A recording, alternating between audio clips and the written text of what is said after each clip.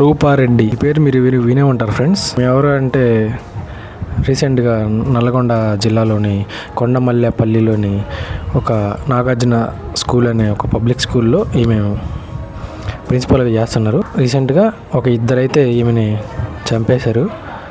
అది ఏంటి అని పోలీసులు ఈరోజు ఎంక్వైరీ చేయంగా, ఇన్ని రోజుల నుంచి పోలీసులు ఎంక్వైరీ చేయంగా ఈరోజు తేలింది ఏంటంటే, ఒక ఇద్దరు స్కూల్ పిల్లలు, ఆమె ప్రిన్సిపల్ కదా, ఆ స్కూల్లో నుంచి ఇద్దరు పిల్లలే డబ్బుల కోసం మేడం ఎప్పుడైతే స్కూల్ నుంచి ఇంటికి వచ్చిందో, ఇంటికి రాగానే 5:30 ఆ ప్రాంతంలో వాళ్ళైతే ఆ ఇంట్లోకి వెళ్ళి మేడాన్ని డబ్బుల కోసం బెదిరించి మేడాన్ని అయితే చంపేయడం జరిగింది.